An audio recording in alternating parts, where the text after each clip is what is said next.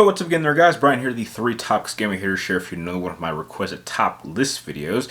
Now that we've pretty much finished going through the busiest time in terms of game reviews that I've had to go through for 2020, now that we've gotten that out of the way, pretty much the slate is now open for just about all types of requests. And one of the many requests that was sent to me from one of my viewers, he basically just eventually wanted me to know what are my top 5 favorite Mortal Kombat characters. Now, since I pretty much have already done a top 5 favorite Mortal Kombat games that I did some years ago, heck, I figured why not go into my top 5 favorite Mortal Kombat characters? Because heck, Mortal Kombat is my favorite all-time franchise, and I undoubtedly think it certainly has the best cast of fighters in terms of not just, combat skills, but definitely personality-wise.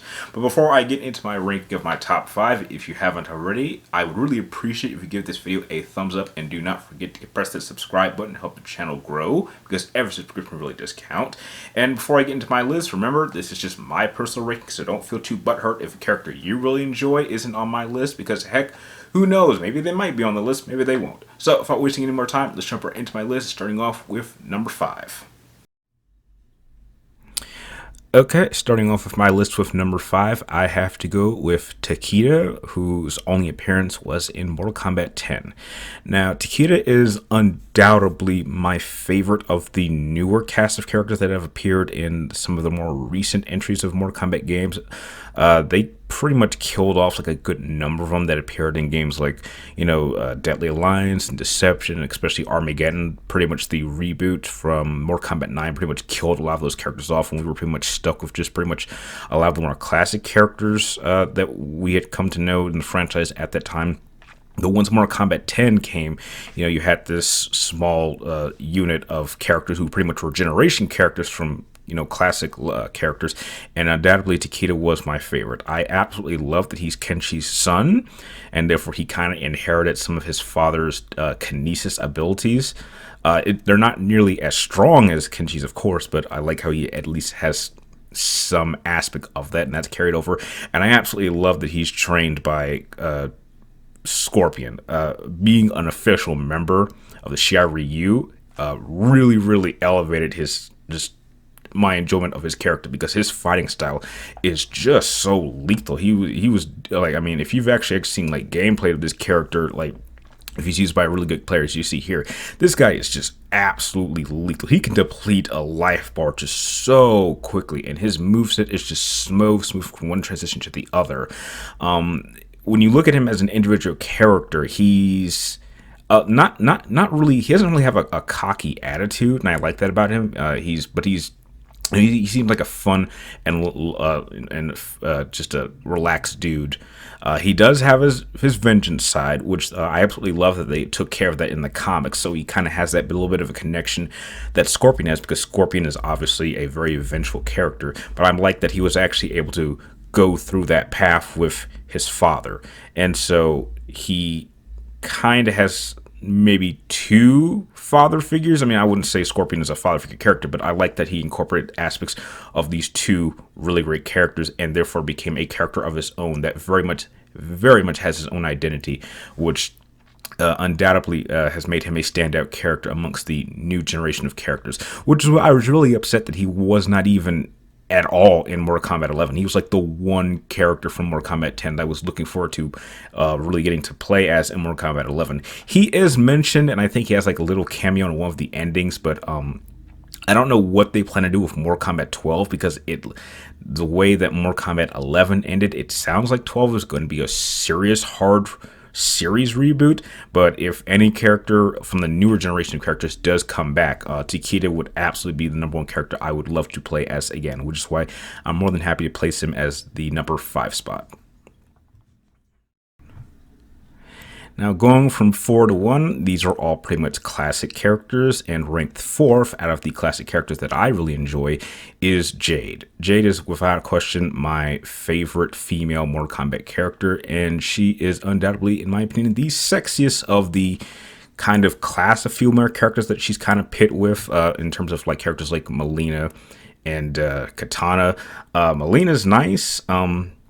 But she does have that messed up Takeda mouth, and Katana is, I think she's just a little too much royalty for my taste. And one thing that you guys should know about me when it comes to characters that I seem to gravitate towards, I'm not really big fans of most franchises of top main characters. I kind of am more fan of like loyalty characters, or characters who are kind of like the best friends of main characters. And I think Jade fits that quality absolutely perfect to someone like Katana. She is absolutely loyal. She makes green extremely sexy to dress in, and green is my favorite character, so that's another reason I tend to draw towards her. Her fighting style is pretty elegant, but there's a fierceness to it. She's absolutely really good with projectiles. I absolutely love that she likes using a pole, and no, I don't mean pole in terms of ways you might be thinking. She knows how to use it as a legitimate weapon. And I was a little bit upset when I found out that she had a romantic interest with Kotal Khan. I gotta admit, that absolutely crushed me in Mortal Kombat 11. And heck, I would even say as a Revenant, she's pretty hot looking. I think the only reason I wouldn't place her higher is because I think throughout most of the games, I would even say outside of like maybe Mortal Kombat 11 and 9, they really haven't done much with her. I would even say Mortal Kombat 11 was really the first game they actually did something pretty legitimately with her character in terms of actually showing her as a character with her own direction that wasn't being tagged along by Katana, even though Katana is very much tied very strongly with her character and her presence in the Mortal Kombat franchise. But above all, like, she's just like the one female character that I wouldn't mind spending a few private nights with. But heck, that's a video for another time. But that's just one of the many reasons why I love Jade as not just a character but as a fighter. And she is very, very good if you know how to use her in most Mortal Kombat games, especially some of the newer ones. She can be extremely lethal, which is why Jade is number 4 on my list. Number 3 on my list is a classic character that goes all the way back to the very first Mortal Kombat game, and that is Johnny Cage. I don't think anyone would argue that Johnny Cage is without question the single most entertaining character in a Mortal Kombat franchise. He's not quite the face, but he's definitely the most entertaining. And I would even go as far as to say that out of any of the old school characters, at least in this new generation of Mortal Kombat games, he is without question the one that has matured the most. And he is also the one that I believe fits the quote of saying that this is the guy that can talk the talk and he can walk the walk. Yes, he can be somewhat cocky at times, but that's just kind of part of his charm. And heck, if you underestimate him, he will make you pay for it. He's done that time and time again throughout the franchise. I mean, trust me, whoever would have believed that this is a character that could take down Shinnok of all people? I mean, that was an amazing accomplishment. And I think everyone kind of knew he would eventually end up with Sonya at some point. And I even would say that between the two of them, I absolutely think that Johnny Cage is the better parent for Cassie. I can just feel, just from what I've seen from the games and then what I've seen from the comics, that I think Cassie definitely has a much more stronger connection to Johnny than Sonya. Sonya's not a bad mother, and she definitely lightens up in Mortal Kombat 11 because she is a little bit of a bitch in 10. But I think Johnny is just an overall great character, entertaining. He is everything you would want in just an iconic character for a fighting franchise. And not every fighting franchise has a character that can. I would say this. There's plenty different types of characters that are like universal across all fighting games, but I think Johnny Cage really stands out. I'm not a big fan of other fighting franchises, but I don't think any of them have a character quite like Johnny that can pretty much stand apart and be as entertaining, as well-rounded, and as well-developed as Johnny Cage, which is why he's always remained one of my favorite characters, as not just story-wise, but definitely gameplay-wise. It has a lethal collection of moves that can really do some serious damage if you know how to use them, which is why he is ranked right in the center of my list of being number 3 of my favorite characters in Mortal Kombat. Number 2 on my list has to go to my favorite Shaolin monk, and that is Kung Lao. Now, Kung Lao, as I've said before, is not a main character like Liu Kang, and he seems to always kind of get the shoulder from most characters and gets disrespected. And I think that's very wrong, because Kung Lao is absolutely a much more dynamic and fascinating character than I think Liu Kang has ever been. I think the fact that Liu Kang is kind of the main character makes him so humble, but Kung Lao is a clear example of someone that has gone through the training, has put the work in, has skill set to back back it up, and yet he doesn't follow the traditional Shaolin monk personality. He kind of has a little bit of not so much cockiness, but confidence about his character, and he's not afraid to wear that on his sleeve. A lot of characters don't like to be so showy, but Kung Lao likes to do that, but heck, he always backs it up, so he kind of has a little bit of Johnny Cage to them in terms of how people view the character and not taking him too seriously. And I just hate how much disrespect he gets from other characters, because he absolutely would be worthy of being a Mortal Kombat champion, in my opinion. Heck, if Liu Kang weren't in the way, who knows? Maybe Kung Lao would be, Earth Realms champion. And he carries the name of the legendary warrior that both Liu Kang and Kung Lao are descended from.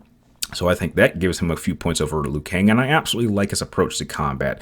It's a little bit more fast-paced, and I've always preferred his combo set over someone like Liu Kang, and I'm definitely much more afraid of Kung Lao's hat than Liu Kang's fireball, and I absolutely think Kung Lao has probably easily a top 3 favorite set of fatalities across the whole series. And because of that, because he's not Liu Kang, he has to fight twice as hard just to get the same amount of respect. And I like characters that always like to come from behind. And because of that, I gravitate more towards those type of characters, which is why Kung Lao is probably always going to remain my number 2 favorite character in Mortal Kombat.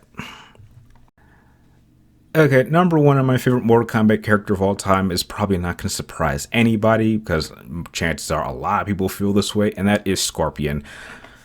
Enough said. You guys know what makes Scorpion so great. He's the poster boy of the franchise. He's Ed Boon's favorite character. He has probably one of the coolest catchphrases in fighting game history with "Get over here." And what's not to like about this guy? He's a hellspawn whose family was killed. He wants vengeance, and that's pretty much been his whole motivation. I will admit that they definitely did more of his character in the rebooted storyline, but even then, there's something about his presence of being a vengeful hellspawn that just continues to make him just an endearing character that has lasted since the very beginning of the franchise. I mean, his spear is legendary, his teleportation skills are almost unmatched, his combo set is incredibly deadly and fast-paced, and heck, you get someone that knows how to use this in terms of like tournament gameplay style, this guy can just... Man, his combos are just mind-blowing to witness. And it's just sad that despite being the poster boy of the franchise, he just doesn't have enough to be a main character. I thought that they were going to do that with the whole Mortal Kombat Rebirth series, and that didn't really happen. And he's a lot more interesting than Liu Kang, but he just cannot get that main event status, which is kind of unfortunate. Now, I don't know what they're going to do with Scorpion in the upcoming live action film. I'm not sure how much presence they're going to give him, but I'm probably sure he's probably going to have the highlight of probably the best fight scene in that movie, because he obviously had the best fight scene in the original Mortal Kombat, and I don't know, his popularity has just stand the test of time, and I just don't think that's going to end anytime soon. He's just the epitome of the ultimate badass character, and I just cannot think of any fighter past or probably in the future that can just match his level of popularity, badassness, and just being an overall ultimate Mortal Kombat character. And that's why he will probably always remain my number 1 favorite Mortal Kombat character of all time. And that concludes my list of my top 5 favorite Mortal Kombat characters of all time. So now that you all know my list of top 5 favorite Mortal Kombat characters, I would like to know, what are your top 5? Don't forget to share your list with me and everyone else in the comments down below. And if you have any more ideas that you would make for either great worst to best lists or tier ranking lists, or heck, even more future top 5 list ranking videos, be sure to share those ideas with me in the comments down below. And like always, I'd like to thank you guys for watching. You're awesome, and I'll see you next time.